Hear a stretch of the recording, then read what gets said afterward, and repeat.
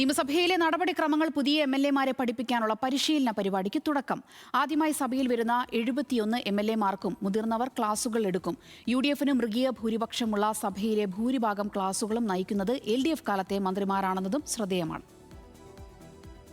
നിയമസഭാ തെരഞ്ഞെടുപ്പിന് ശേഷം എംഎൽഎമാർക്കുള്ള പരിശീലന പരിപാടി എല്ലാ തവണയും ഉള്ളതാണ്. എന്നാൽ ഇത്തവണ 140 അംഗ നിയമസഭയിൽ 71 അംഗങ്ങളും പുതുമുഖങ്ങൾ.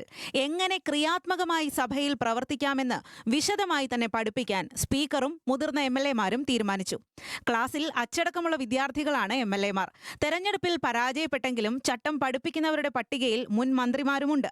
കഴിഞ്ഞ 10 വർഷത്തിൽ എൽഡിഎഫ് സർക്കാരിൽ മന്ത്രിമാരായിരുന്ന K Shailaja, P Rajeev, V S Sunilkumar, M P Rajesh എന്നിവരുടെ സെഷനുകളാണ് പരിശീലന പരിപാടിയിൽ ഉള്ളത്.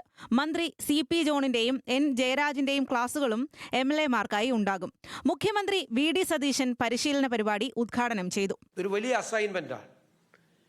ജനകീയ പ്രശ്നങ്ങൾ ഉന്നയിക്കാൻ,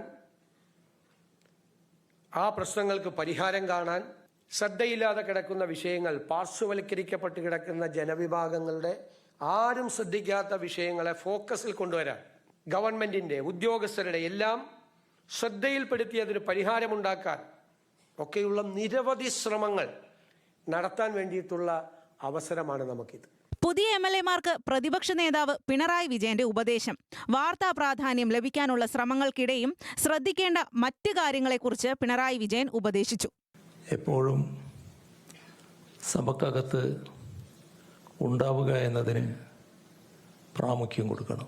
പ്രമുഖരായ പല പാർലമെന്റേറിയന്മാരും വളരെ കൂടുതൽ സമയം സഭയിൽ ചെലവഴിക്കാറുണ്ട്. ആ കാര്യത്തിൽ പ്രത്യേക ശ്രദ്ധ ഉണ്ടാകേണ്ടതായിട്ടുണ്ട്. സഭയിൽ പാലിക്കേണ്ട അച്ചടക്കം സ്പീക്കർ തിരുവഞ്ചൂർ രാധാകൃഷ്ണനും ഓർമ്മിപ്പിച്ചു.